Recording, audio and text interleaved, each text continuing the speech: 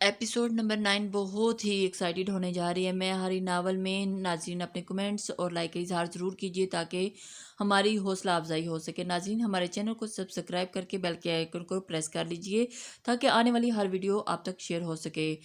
یکدم رائد کو بریک لگانے پڑی کیونکہ کالی گاڑی ترچھی ہو کر اس کے آگے رکنے پر مجبور کر چکی تھی۔ رائد نے ہیڈ لائٹس کی روشنی میں شہاب کو اس گاڑی میں بیٹھے دیکھ لیا تھا۔ مطیبہ بھی اس تصادم پر پریشان ہوئی۔ رائد گاڑی رکتے ہی باہر جانے لگا۔ مطیبہ نے یکدم اس کے اسٹیئرنگ پر رکھے ہاتھ پر ہاتھ رکھ کر اسے روکا۔ وحشت سے رائد کو دیکھا۔ رائد نے پیچھے مڑ کر مطیبہ کو مدہوش چہرہ دیکھا۔ باہر مت نکلیں، اسے اپنی متوجہ دیکھ کر مطیبہ بولی، کچھ نہیں ہوتا، میں دیکھتا ہوں کیا ایشو ہے۔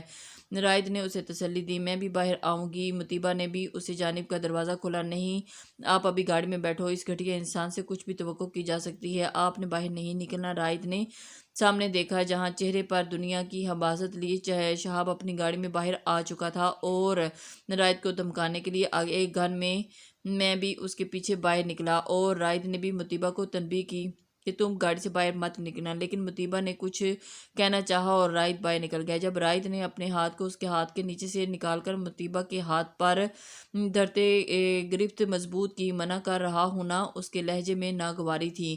مطیبہ خاموش ہوگی اور خاموشی سے گاڑی میں ہی بیٹھی رہی۔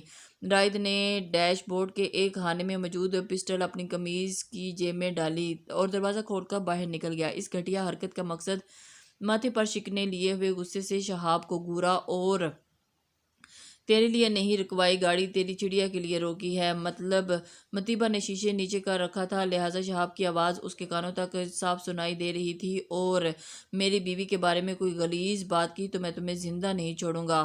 رائد یکدم متشل ہوا اور اسے مطیبہ تیزی سے گاڑی کا دروازہ کھول کر باہر آئے۔ رائد نے اس رائد کو شہاب کی جانب بڑھنے سے روکا۔ ارے دھیرج، میں تو صرف یہ بتانے آیا ہوں کہ تو جس یار کی پناہ میں خود کو چھپائے ہوئے ہے اس کا کام تو ہے ہی مجبور لڑکیوں سے نکاح کر کے انہیں کھیل بنانا ہے۔ شہاب اپنی مونچھوں کو تاؤ لا کر بولا، بکواس بند کرو۔ رائد اس کے منہ پر اتنی غلاظت سن کر غصے سے بھرا۔ تو کہہ رہا ہے یہ جھوٹ ہے، تو اس سے نکاح کرنے سے پہلے تو نے کسی اور سے نکاح نہیں کیا ہوا تھا؟ شہاب منہ بگاڑ کر رائد کے کھا جانے والی نظروں سے دیکھتے ہوئے بولا، تمہیں اس سے کیا؟ میں نے جس کسی سے بھی نکاح کیا وہ تمہاری طرح جھوٹا نکاح کر کے نہیں پھرتا۔ رائد نے اسے آئینہ دکھایا، چل جھوٹا ہی صحیح مگر پہلا نکاح نامہ سائن کیا تھا، افسوس وہ بھی سچا نہ بن سکا، ورنہ تو مجھے ان جھوٹے سہاروں کی ضرورت ہی نہ پڑتی، ہم ویسے ہی اس جیسی نہ جانے کتنی چڑیا جیب میں لیے پھرتے ہیں۔ شہاب نے مکاری سے ایک آنکھ دبا کر رائد کو چڑھایا، لاوارث پر ہی ہاتھ ڈالتے ہو، کسی وارثوں والی پر ہاتھ ڈال کر دکھاؤ، وہی حشر ہوگا جو اب ہو رہا ہے، بہت جلد جیل تمہارا مقدر بنے گی، یاد رکھنا۔ رائد نے انگلی دکھا کر اسے وارن کیا، دیکھیں گے ابھی تو جو اسے سنبھالو جو شاید تمہارے پہلے نکاح کا سن کر صدمے میں چلی گئی ہے۔ شہاب نے مطیبہ پر چوٹ کی جو خاموش کھڑی تھی، شہاب اپنا کام کر کے گاڑی میں بیٹھ جاؤ۔ مطیبہ نے رائد کی جانب نگاہ نہیں کی تھی، گاڑی میں بیٹھو، رائد ٹھہرے ہوئے لہجے میں بولا اور اس کی آواز میں کوئی چوری پکڑے جانے والا خوف نہیں تھا۔ مطیبہ ایک نظر اسے دیکھ کر خاموشی سے گاڑی میں بیٹھ گئی۔ رائد نے فوراً گاڑی آگے بڑھائی مگر تمام راستے ان کے درمیان کوئی بات نہیں ہوئی۔ رائد نے اپنی صفائی میں کچھ نہ کہا، نہ مطیبہ نے اسے کوئی باز پرس کی اور دونوں خاموشی سے چلے گئے۔ اگلے دن بھی ان کے درمیان کوئی بات نہیں ہوئی۔ پیشی والے دن بھی رفیہ اپنی ہمسائے کو گھر ہی بلا لیا تھا، نہ صرف وہ بلکہ اس کا بیٹا بھی آ چکا تھا۔ بھائی جی، میرے پاس ایک اور بھی ثبوت ہے، میں آپ کو دکھانا چاہتا ہوں، ہو سکتا ہے یہ آپ کے کیس میں مدد کرے۔ شمیم کے بیٹے علی نے اپنے موبائل میں کچھ نکال کر رائد کو دکھایا، زبردست یار، یہ تو کمال ہو جائے گا، یقیناً یہ ہماری بہت ہی مدد کرے گی، رائد نے پرجوش انداز میں کہا۔ کچھ ہی دیر کے بعد وہ سب عدالت میں موجود تھے۔ سمیر اور شہاب کا وکیل دلائل پر دلائل دیے جا رہا تھا۔ شمیم کو کٹہرے میں بلا کر اس کا بیان لیا گیا، میں نے اس کی ماں کو چند دن اپنے گھر میں پناہ دی اور اس کے باپ اور شہاب کے بندوں نے اسے بری طرح پیٹا تھا اور یہ شخص اس کے کاغذات لے گیا تھا تاکہ وہاں سے اس کے سائن کی نقل کر سکے۔ شمیم کا بیان جج کافی دیر تک اہم پوائنٹ کر رہا تھا۔ شہاب کے وکیل نے بے حد دلائل دے کر شمیم کے بیان کو جھوٹا ثابت کرنا چاہا۔ جج صاحب، اگر میری ساتھ وکیل کو یقین نہیں آ رہا تو میرے پاس آپ کو دکھانے کے لیے ایک ویڈیو ہے جس کے بعد آپ کو بھی یقین آ جائے گا کہ اس گنڈے نے زور زبردستی سے یہ سب کیا ہے۔ سمیر کی بات پر سب چکنے اور حتیٰ کہ شہاب بھی، علی آؤ بیٹا۔ سمیر نے علی کو کٹہرے میں آنے کا کہا۔ علی موبائل سمیت کٹہرے میں آیا اور موبائل کھول کر اس میں ایک ویڈیو نکال کر سمیر کو پکڑایا۔ سمیر نے وہ موبائل جج کو تھما دیا اور جج نے وہ ساری ویڈیو دیکھی۔ علی نے اس دن کے سارے واقعے کی ویڈیو بنا لی تھی جب شہاب نے مطیبہ اور رفیہ کے گھر گنڈا گردی کی تھی، اور اس میں ہر چیز واضح نظر آ رہی تھی جو جج صاحب خود دیکھ رہے تھے۔ شہاب کے بندوں اور فائق رفیہ کا مارنا پیٹنا اور پھر شہاب کا مطیبہ کے ڈاکومنٹس فائل کو لے کر جانا۔ شہاب کے وہم گمان میں بھی نہیں تھا کہ یوں اس کے کیس کا پانسا پلٹے گا، وہ ماتھے پر آیا پسینہ پہنچے گا۔ جج نے چند منٹ کیس کا فیصلہ لگانے میں لیا۔ علی کو واپس بٹھا دیا گیا اور پھر کچھ ہی دیر کے بعد جج نے اپنا فیصلہ سنانے کا اہم اعلان کیا۔ مطیبہ، رائد، حسن سب دم سادے فیصلے کے منتظر تھے۔ ملزم شہاب نے ایک نہیں بہت سے جرم کیے، پہلے کسی کے بیٹی کو خریدنے والا جرم، پھر اسے مارنے پیٹنے اور دھمکانے کا جرم، پھر جعلی نکاح نامہ بنوا کر عدالت کے ساتھ جھوٹ بولنے کا جرم، اور اس کیس کے تمام گواہان کے دلائل کی روشنی میں یہ عدالت نہ صرف شہاب کو 7 سال کی قید سناتی ہے بلکہ بھاری جرمانہ بھی عائد کرتی ہے۔ جج کے فیصلے پر مطیبہ، رائد، حسن، شمیم اور اس کے بیٹے نے سکھ کا سانس لیا، وہیں شہاب کے چہرے کا رنگ فاق ہو گیا۔ اس نے بے تحاشا پیسہ وکیل کو دیا تھا، یہ کیسے ہو سکتا ہے؟ مگر اللہ کی لاٹھی بے آواز ہوتی ہے اور جب پڑے تو انسان کے سب کس بل نکال دیتی ہے۔ یہی شہاب کے ساتھ ہوا تھا۔ وہ اسے معمولی کیس سمجھ کر ڈیل کر رہا تھا مگر نہیں جانتا تھا کہ اللہ انسان کی پکڑ معمولی چیزوں سے ہی کرتا ہے، اور اسے عدالت سے باہر آتے ہی شمیم اور علی، حسن اور مطیبہ اور رائد سے اجازت لے کر اپنے گھر جانے کو پر تلنے لگے۔ آپ کا بہت بہت شکریہ خالہ، مطیبہ نے تشکر آمیز لہجے میں کہا۔ کیس میں آخری کیل علی نے بنوائی ہوئی تھی، ویڈیو نے ہی ٹھوکی تھی۔ ارے نہیں، تم تو میری بیٹی جیسی ہو، اور بیٹیوں کی عزت بچانے کے لیے مائیں ہر حد تک جاتی ہیں۔ شمیم محبت سے اپنے ساتھ لگا کر بولی، نہیں آنٹی، آج کل کے دور میں جہاں اپنے خونی رشتے نہیں پوچھتے، آپ کا اقدام قابل تحسین ہے۔ رائد نے انہیں بھی سراہا۔ بہت شکریہ بیٹے، گھر آنا۔ کبھی رفیہ کو لے کر وہ نکلتے وقت ان سے گھر آنے کا وعدہ لے کر نکلی۔ ان کے جاتے ہی رائد سمیر کی جانب مڑا۔ تھینک یو بڑی، اس سے مصافحہ کرتے محبت سے اسے گلے لگایا۔ بے عقل انسان، تیرا کام میرا ہی کام تھا۔ سمیر نے اسے گھر کا، بھابھی اور آپ لوگ چکر لگائیے گا کسی دن میری طرف۔ رائد کے بعد وہ مطیبہ کی جانب بڑھا۔ انشاءاللہ بھائی، ضرور۔ مطیبہ نے چہرے پر نرم سا تاثر دیتے ہوئے کہا۔ انکل، آپ کی کب فلائٹ ہے؟ سمیر اب حسن سے مخاطب ہوا۔ بس اسی اتوار کی ہے، 4 دن رہ گئے ہیں، معاملہ نپٹ چکا ہے، لہٰذا حسن واپس دبئی جانے کا سوچ رہے تھے، رات میں ہی ٹکٹ کروا آئے تھے۔ انہیں امید تھی کہ اسی پیشی پر کیس کا فیصلہ ہو جائے گا، اور اللہ نے ان کی امید نہیں توڑی۔ ویسے بھی ان کے NGOs والے کام کا حرج ہو رہا تھا۔ رائد نے مشورہ کر کے واپسی کا ٹکٹ کروائے تھے۔ بس ٹھیک ہے، کل ہی آپ سب ڈنر پر مجھے جوائن کریں۔ سمیر نے وہیں کھڑے کھڑے پروگرام ترتیب دیا۔ چل ٹھیک ہے، گھر چل کر دیکھتے ہیں، پھر شام تک تجھے کنفرم کر دیں گے۔ رائد نے اس کی بات کا مان رکھتے ہوئے کہا، چلو ٹھیک ہے۔ سمیر مطمئن سے اپنی گاڑی کی جانب پلٹ گیا۔ مطیبہ اور حسن اور رائد اپنی گاڑی کی جانب چل پڑے۔ سارا راستہ وہ کیس ہی کو ڈسکس کرتے جا رہے تھے۔ گھر سے تھوڑے ہی فاصلے پر کہ رائد کے موبائل پر سلمان کی کال آئی۔ ہیلو، رائد نے عام سے انداز میں ہیلو کہا۔ بھائی جی، بھابھی جی کی امی کی پتہ نہیں کیا ہو گیا ہے، تھوڑی دیر پہلے نوافل پڑھ رہی تھی، میں چائے دینے کمرے میں گیا تو وہ فرش پر اوندھی لیٹی نظر آئیں اور ناک سے خون بہہ رہا تھا۔ سلمان کی بات پر رائد نے اسٹیئرنگ پر گرفت ڈھیلی پڑی۔ کیا بکواس کر رہے ہو، صبح تک تو ٹھیک تھیں۔ وہ پریشانی سے بولا، سچ کہہ رہا ہوں، میں سیدھا کر کے چیک کیا، پانی کے چھینٹے مارے، نبض چیک کی تو وہ ساکت ہے۔ سلمان نے اسے سر سے پیر تک ہلا کر رکھ دیا تھا۔ اس کی پریشان آواز سنتے ہی مطیبہ اور حسن بھی اسے پریشانی سے دیکھنے لگے۔ ہم پہنچنے والے ہیں، تب تک تم ایمبولینس کو کال کرو۔ اس کی بات سن کر مطیبہ کے دل میں خطرے کی گھنٹیاں بجنے لگیں۔ اپنے شک کو بار بار جھٹلایا کہ نہیں، رفیہ کو کچھ نہیں ہو سکتا۔ کیا ہوا مطیبہ؟ میں تو کچھ پوچھنے کی ہمت نہیں تھی۔ حسن نے ہی اس کی سوچ کو الفاظ دیے۔ اماں کی طبیعت ٹھیک نہیں ہے، ماتھے کی شکنیں اس کے اضطراب کو ظاہر کر رہی تھیں اور وہ پریشان ہو رہی تھی۔ رائد نے ایک ہاتھ سے پریشانی کو مسئلہ، سپیڈ بڑھائی، گاڑی ہوا سے باتیں کرنے لگی اور مطیبہ بالکل چپ اور ساکن تھی۔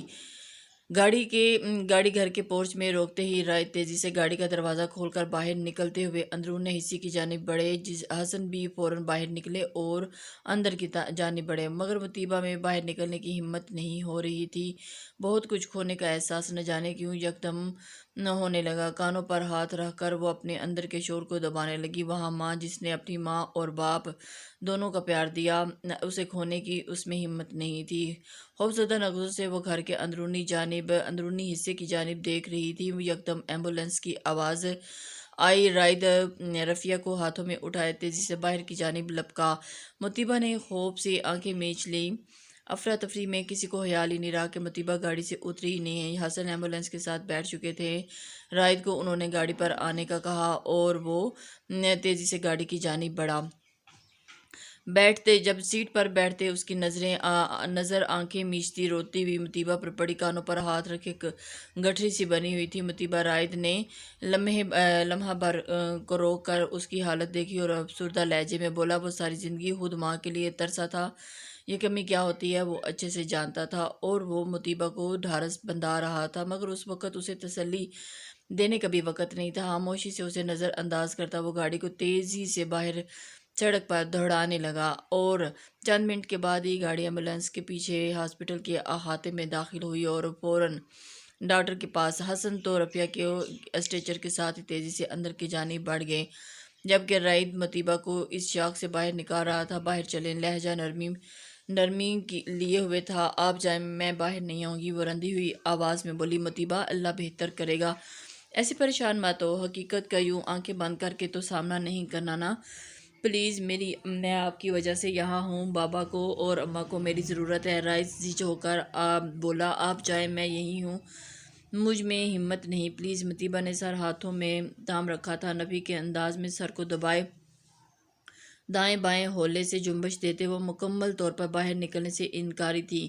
رائد نے ایک سرد آہ بڑھی اور گاڑی سے نکل آیا، تیزی سے ایمرجنسی وارڈ کے قریب پہنچا۔ ہم پمپ کرنے کی کوشش کرتے ہیں لیکن کوئی خاص امید نہیں ہے کیونکہ برین کی رگیں پھٹ گئی ہیں، کچھ بھی نہیں کہا جا سکتا کہ زندگی کا کوئی چانس ہے یا نہیں۔ ڈاکٹر نے حسن کے کندھے پر ہندھے کو تھپانے کچھ بھی نہیں چھپایا۔ ان کے قریب آتا رائد سب کچھ سن چکا تھا۔ حسن نے ایک مایوس اور افسردہ نگاہ اس پر ڈالی۔ گھر فون کر کے مطیبہ کو صورتحال بتا دو، وہ پریشان ہوگی، دعا کرنے کا کہو۔ گھر پہنچتے ہی جس افراتفری کا انہیں سامنا ہوا تھا، وہ نہیں جانتے تھے کہ مطیبہ رائد کی گاڑی میں ہے، وہ میری گاڑی میں ہے۔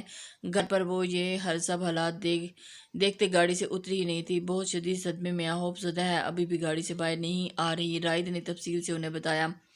میرے خدا، کیا دیکھا اس بچی نے زندگی میں، نشئی باپ، اور اب جب حالات بہتر ہونے جا رہے تھے تو ماں کی زندگی بھی۔ حسن کا لہجہ گلوگیر ہو گیا۔ رائد نے ان کے کندھے پر ہاتھ رکھ کر انہیں گویا تسلی دی، پلیز بابا، آپ ایسے ہمت کریں، ہاریں گے تو مطیبہ کو کون دیکھے گا۔ رائد نے ان کے شانے پر تھپکی دی اور اسی لمحے ڈاکٹر افسردہ چہرہ لیے باہر آئے۔ آئی ایم سوری، آپ کو انہیں ہسپتال لانے میں بہت دیر ہوگی، ہم بچا نہیں سکے۔ حسن سے معذرت کرتا ڈاکٹر مایوسی سے کہہ کر دوسری جانب چل پڑا۔ رائد اور حسن دونوں شدید شاک کی سی کیفیت میں تھے۔ چند پل تو دونوں اپنی اپنی جگہ سے ہل ہی نہیں پائے۔ رائد نے خود کو سنبھالا، دو آنسو حسن کی آنکھوں سے بہے، جنہیں پونچھ کر انہوں نے خود کو بڑی مشکل سے سنبھالا۔ رائد تیزی سے ضروری کارروائی کرنے کے لیے ہاسپٹل کی انتظامیہ کی جانب بڑھا اور پھر یہ اپنے گھر کی جانب رواں ہوئے، جہاں مطیبہ۔ حسن بھی پھر سے ایمبولینس میں رفیہ کی ڈیڈ باڈی لیے گھر واپس چلے گئے۔ رائد کو اپنی گاڑی پر آنے کا کہا۔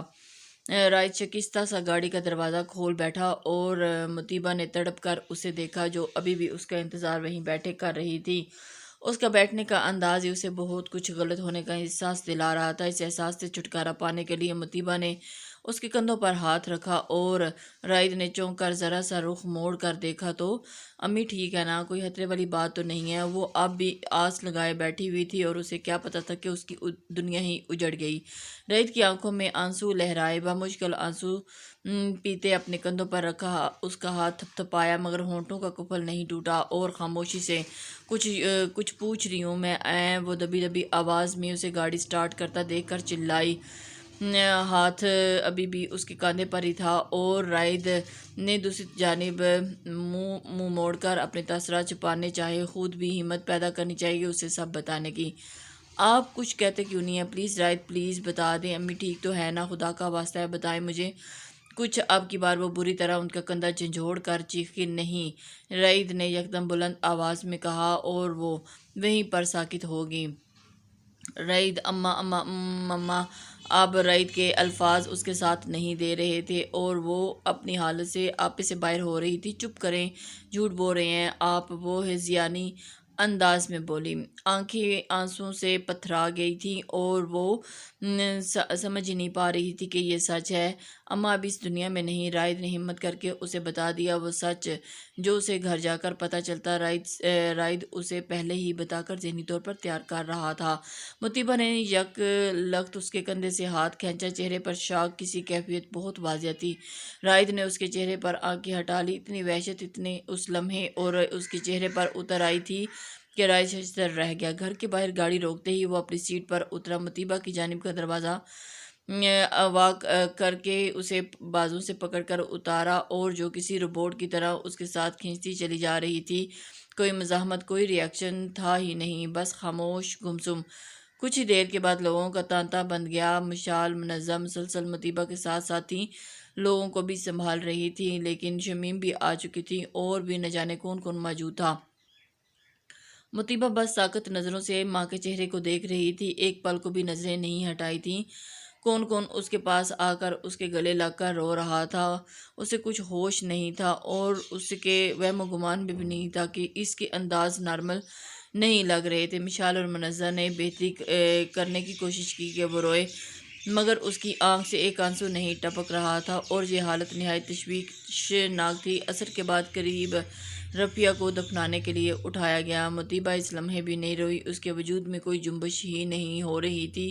وہ ایک دم ساکت ہو کر بیٹھی ہوئی تھی۔ دوپٹہ ڈھلک کر کہاں جا رہا تھا؟ اس نے ایک بار بھی ہاتھ بڑھا کر ٹھیک نہیں کیا اور نہ ہی اسے اپنی ہوش تھی۔ اس سے رلاؤ وہاں موجود کسی عورت نے مشال کو مخاطب کیا، مطیبہ پلیز یار رو لو، دل کا غبار ہلکا کر لو۔ مشال نے اسے خود میں بھینچا مگر وہ ٹس سے مس نہ ہوئی۔ منزہ نے بھی اپنی سی کوشش کر لی مگر اسے تھا کہ ہوش ہی نہیں تھا۔ لوگوں کو کھانا دے کر جیسے ہی وہ فارغ ہوئی، مرد جنازہ پڑھ کر واپس آ چکے تھے۔ مشال نے سلمان سے کہا کہ رعید کو باہر مردوں میں سے بلا کر لائے۔ مشال اور منزہ مطیبہ کو اس کے کمرے میں لے جا چکی تھی۔ مطیبہ آنٹی اب اس دنیا میں نہیں ہے، وہ تمہارے پاس نہیں ہے۔ مطیبہ تم سن رہی ہو؟ جس لمحے رعید اندر آیا، منزہ پھر سے اسے رلانے کی اپنی سی کوشش کر رہی تھی مگر وہ ویسے ہی بت بنی بیٹھی تھی۔ ہم کب سے اسے رلانے کی کوشش کر رہے ہیں مگر ذرہ سا بھی نہیں روئی، اور یہ کنڈیشن اس کے لیے ٹھیک نہیں، کوئی ڈاکٹر بلائیں۔ مشال نے اندر آتے رعید کو دیکھ کر تمام صورتحال بتائی۔ رعید نے ایک اچٹتی سی نگاہ مطیبہ کے بے پرواہ حلیے پر ڈالی۔ نہیں، میں دیکھتا ہوں۔ وہ آگے بڑھ کر اس کے سامنے بیٹھا، مطیبہ کے ہاتھ کو تھام کر اس کی جانب دیکھا جو سامنے کسی غیر مرئی نقطے کو گھور رہی تھی۔ رعید کے ہاتھ تھامنے پر بھی وہ ویسے ہی بیٹھی رہی۔ مشال اور منزہ ایک جانب کھڑی ہوئی۔ مطیبہ اماں اب اس دنیا میں نہیں اور حقیقت کو آپ فیس کرنا پڑے گا، جتنی جلدی کر لو بہتر ہے۔ رعید نے بے تاثر اور بے قدرے سخت لہجے میں اپنا کر کہا جو اس کی شخصیت کا حصہ نہیں تھا۔ مطیبہ اس کی بات پر کوئی رد عمل دیے ویسے ہی بیٹھی رہی۔ رعید نے اسے کندھوں سے پکڑ کر زور سے جھنجھوڑا، آواز آ رہی ہے میری؟ اب کی بار اس کی آواز بلند ہوئی، آپ اکیلی ہو اب؟ نہ آپ کا باپ ہے نہ آپ کی ماں، بالکل اکیلی رہ گئی ہو۔ رعید نے پھر سے اسے زور سے جھنجھوڑا۔ یکدم مطیبہ کی نظریں رعید کے چہرے پر ٹکی جو غصے اور دکھ سے اس کی جانب دیکھ رہا تھا۔ اماں نہیں رہی، انہیں میں ان ہاتھوں سے قبر میں اتار آیا ہوں، دیکھو میرے ہاتھ۔ رعید نے سخت لہجے میں اپنے ہاتھ اس کے سامنے کیے۔ مطیبہ اس کے ہاتھ تھام کر ان پر چہرہ رکھ کر یکدم پھوٹ پھوٹ کر رو دی۔ تینوں نے سکھ کا سانس لیا۔ رعید نے ہاتھ کھینچ کر اسے خود میں سمو لیا۔ نم آنکھیں لیے وہ کچھ نہ بولا، بس اتنا جان گیا کہ وہ اس کے لیے خاص ہے اور خاص رشتوں اور لوگوں کے سامنے ہی ہم اپنا دل کھول کر رو دیتے ہیں، ہر اجنبی کے سامنے ہم اپنے دکھوں پر نہیں روتے۔ چند خاص رشتے اور لوگ ہوتے ہیں جن کے سامنے روتے روتے ہمیں کوئی سوچ، کوئی سبکی محسوس نہیں ہوتی، بس ان کے سامنے دل کرتا ہے کہ ہر درد دکھ دینا ہوتا ہے۔ مطیبہ کے پاس بھی اب جو خاص رشتہ تھا وہ رعید کا تھا۔ جو کسی کے سامنے نہ روئی وہ اس کے سامنے بکھر بکھر کر رو گئی کہ رعید پھر اسے سنبھالنا مشکل ہو گیا۔ ایک ہفتہ ہو گیا تھا رافعہ کی وفات کو، آہستہ آہستہ لوگوں کا آنا جانا کم ہو گیا۔ حسن بھی مہمانداری کی وجہ سے کچھ اور مطیبہ کی جوئی کی خاطر کے لیے رکے ہوئے تھے۔ شام میں رائد کے آفس سے آنے کے بعد حسن اور رائد کو شام کی چائے دینے کے بعد مطیبہ اپنے کمرے میں کسی کام سے گئی۔ حسن نے جب اپنی واپسی کا ذکر چھیڑ دیا، میں سوچ رہا ہوں کہ اس ویکینڈ پر واپس چلا جاؤں۔ حسن نے رائد کی جانب منتظر نگاہوں سے دیکھا۔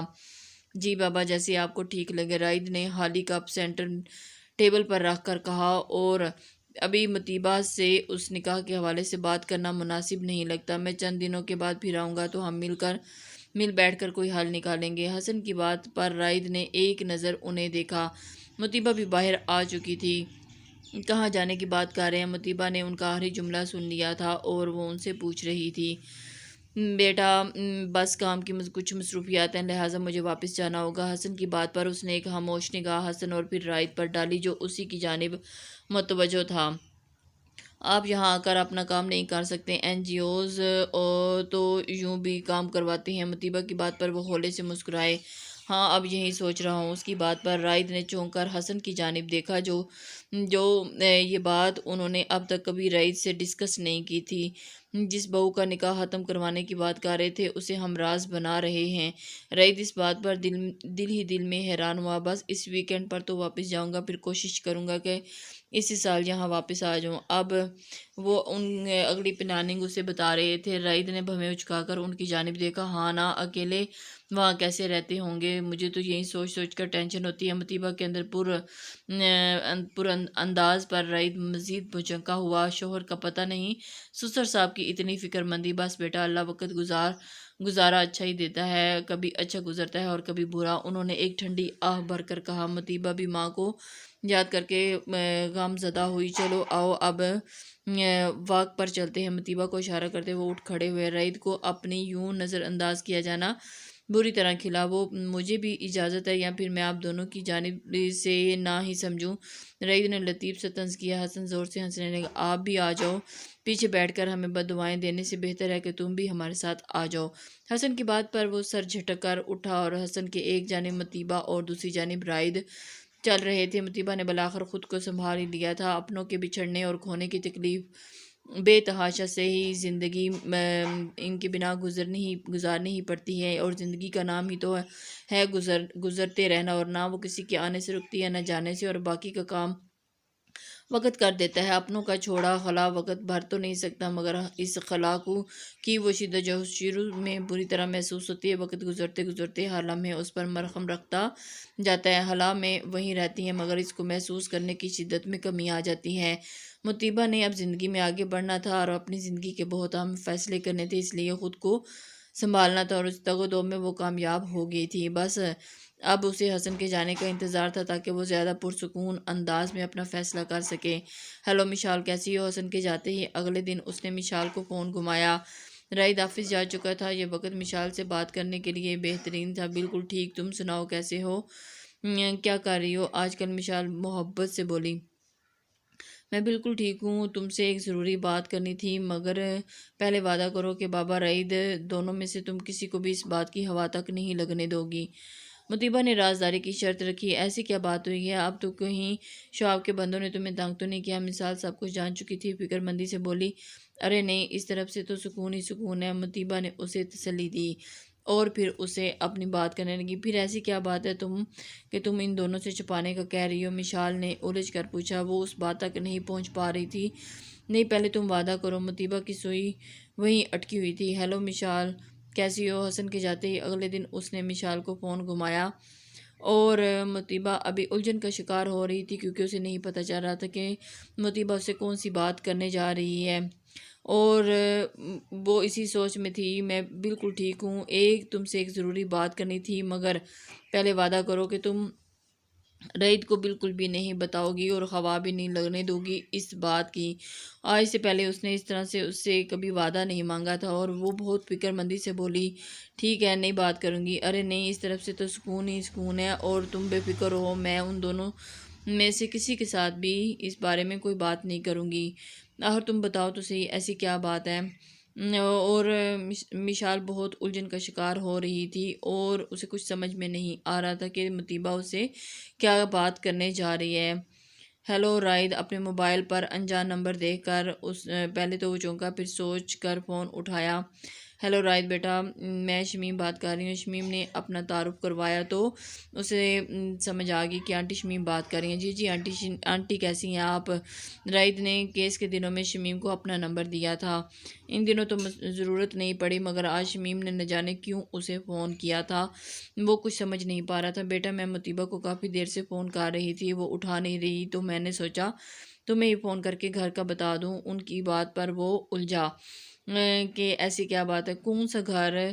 مجھے کچھ سمجھ نہیں آ رہی تھی۔ بیٹا وہی گھر جو ہمارے گھر کے ساتھ ہے، چند دن پہلے ہی مطیبہ نے مجھے وہ گھر بیچنے کا کہا تھا۔ ایک اچھا گاہک کل آیا تھا، وہ گھر کے 9 لاکھ دینے کو تیار ہے، اگر ارادہ بن جائے تو کل آ کر لکھت پڑھت کر لینا۔ ان کی بات پر وہ رائد جتنا حیران ہوتا کم تھا۔ مطیبہ نے ایسا کوئی ذکر تو نہ رائد کے ساتھ کیا تھا اور نہ ہی حسن کے ساتھ؟ جی میں مطیبہ کو بتا دوں گا۔ شمیم کو تو اس نے ٹالا، مگر مطیبہ سے دو ہاتھ کرنے کو وہ تیار ہو چکا تھا۔ بس اب شام کا انتظار تھا۔ شام میں جس وقت وہ گھر واپس آیا، مطیبہ لاؤنج میں کوئی کتاب ہاتھ میں لیے صوفے پر دونوں پاؤں ٹکائے پڑھنے میں محک تھی۔ رائد کو اندر آتے دیکھ کر سلام کر کے کچن میں جانے لگی۔ جب رائد نے اسے اپنے کمرے میں آنے کا حکم صادر کیا، پرسوچ انداز لیے وہ اس کے پیچھے آئی، دروازہ ہولے سے نوک کیا۔ کم ان آواز پر وہ چہرے پر تفکر لیے رائد کے کمرے میں داخل ہوئی، اور رائد سامنے ہی بیڈ پر وائٹ شرٹ اور بلیک پینٹ میں سلیوز کو کونیوں تک موڑے سے چہرے پر سخت تاثرات سمیٹ کر اس کی آمد کا منتظر تھا۔ بیٹھیں۔ کمرے میں موجود بین بیگز کی جانب اشارہ کیا۔ مطیبہ خاموشی سے ان میں سے ایک پر ٹک گئی۔ آپ نے شمیم آنٹی کو اپنے گھر بیچنے کا کیوں کہا؟ رائد بغیر کسی تمید کے اس پر باز پرس کرنے لگی۔ میں اگر آپ کے گھر میں رہتی ہوں، اس کا مطلب یہ نہیں کہ ہر فعل آپ کے سامنے جواب دہ ہوں۔ مطیبہ نے چند پل سوچ کر صدر لہجے میں جواب دیا، آپ میری بیوی ہیں اور ہر بیوی اپنے شوہر کے سامنے جواب دہ ہوتی ہے۔ رائد نے اسے گھورا۔ میں آپ کی بیوی نہیں، منکوحہ ہوں، اور وہ بھی مجبوری کی۔ مجھے اپنی آئندہ زندگی کے لیے کچھ سوچنا ہے اور ساری زندگی آپ کے در پر نہیں پڑی رہوں گی، اس لیے مجھے کچھ پیسوں کی ضرورت تھی اور میں نے وہ گھر بیچنے کا کہا۔ اس سے زیادہ بتانے کی میں پابند نہیں۔ مطیبہ کے کورے جواب پر وہ کنگ سا رہ گیا۔ کیا بات ہے آپ کی؟ فی الحال آپ میرے گھر میں اور میری چاردیواری میں رہتے ہوئے میری پابند ہیں، اور پیسے چاہیے تھے تو مجھے آپ بتا دیتی، مگر یوں گھر بیچنے کی تک نہیں تھی، اور چلیں اگر بیچ بھی لیا تو وہ ویسے آپ اپنے اکاؤنٹ میں جمع کر لیں، آپ کی جتنی بھی ضرورت ہے اس کے لیے میں آپ کو پیسے دے دیتا ہوں۔ رائد کی بات پر اس کا دل کیا کہ اسے جھنجھوڑ کر رکھ دے، کیونکہ وہ اسے اپنے احسانوں تلے دبا کر رکھنا چاہتا تھا۔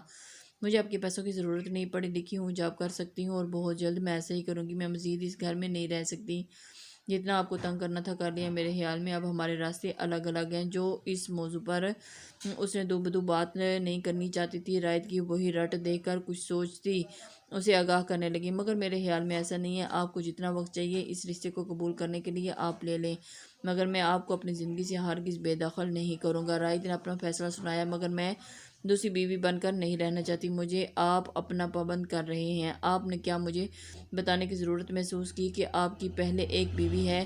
میں غاصب نہیں ہوں، آپ کا یہ احسان ساری زندگی میں یاد رکھوں گی جو آپ نے مجھ پر کیا، مگر میں کسی کا حق نہیں مار سکتی۔ آخر وہ زبان پر شکوہ لے آئی، وہ ایسے نہیں ہے، وہ سب ایسے نہیں ہے، آپ سمجھ رہی ہو۔ اگر ٹھنڈے دماغ سے بات سنو گی تو میں سب حقیقت بتا دوں گا، لیکن پہلے اپنے دماغ سے یہ احسان والا بھوت اتارو۔ رائد نے بھی کچھ فیصلہ کر کے اسے ٹوک دیا۔ احسان نہیں ہے تو پھر کیا ہے ہمارے بیچ؟ مطیبہ غصے سے بولی، محبت۔ رائد نے ایک ہی لفظ میں جواب دے کر بات ختم کر دی۔ ہاں، مطیبہ نے کندھے اچکا کر نفی میں سر ہلا دیا۔ میرے خیال میں آپ کے لیے اتنا کچھ میں نے احسان کے چکروں میں نہیں کیا، اور نہ ہی کوئی کر سکتا ہے۔ ہاں، مگر جو ایک جذبہ اس سب کے پیچھے ہے وہ محبت ہے، اور میں بہتر انداز میں یہ اعتراف کرنا چاہتا ہوں، لیکن لگتا ہے کہ میری طرح آپ کو بھی نارمل چیزیں پسند نہیں، تو یہ اب نارمل اعتراف ہی صحیح۔ رائد کا مسکراتا لہجہ اسے اور غصہ دلا گیا۔ کسی کے ساتھ چند دن رہ لینے سے محبت نہیں ہوتی، اور اس طرح تو ہمیں جانوروں سے بھی محبت اور انسیت ہو جاتی ہے۔ مطیبہ نے اپنی جانب بہت پائیدار جواز ڈھونڈا۔ بالکل ہوتی ہے، مگر انسان اور جانور کی محبت، اس کے تقاضے الگ ہوتے ہیں۔ رائد کی زبانی بات پر مطیبہ کا دل دھڑکا، لیکن میں اس سب کو نہیں مانتی، پلیز، میں مزید آپ کے ساتھ نہیں رہ سکتی۔ مطیبہ نے بے چارگی سے کہا، اور میں آپ کو چھوڑ نہیں سکتا، یہ یہاں سے نکل کر کہاں جائیں گی؟ رائد کی بات پر وہ استہزائیہ مسکرائی۔ دیکھا، ہمدردی کے تعلق کو آپ محبت کا نام دے رہے ہیں، یہی سوچ رہے ہیں کہ میں اکیلی لاوارث ہوں، اس لیے آپ مجھے چھوڑ نہیں سکتے، آپ مجبور ہیں مجھے ساتھ رکھنے میں۔ اور اس کی بات کو کوئی اور رنگ دے رہی تھی۔ آپ کسی خود ساختہ انا کا کچھ نہیں کیا جا سکتا، میں زبردستی کرنے والوں میں سے نہیں ہوں، مگر مجھے لگتا ہے کہ آپ سیدھی بات نہیں سمجھتی۔ خیر، اس پر ہم پھر کسی دن تفصیل سے بات کریں گے۔ فی الحال آپ کو اگر گھر بیچنے کا دن سوار ہو چکا ہے تو اسے بیچ کر اکاؤنٹ میں پیسے جمع کروا لیں اور یہ چیک رکھیں، اور اس سے زیادہ بھی چاہیے تو بنا کسی جھجک کے کہہ دینا۔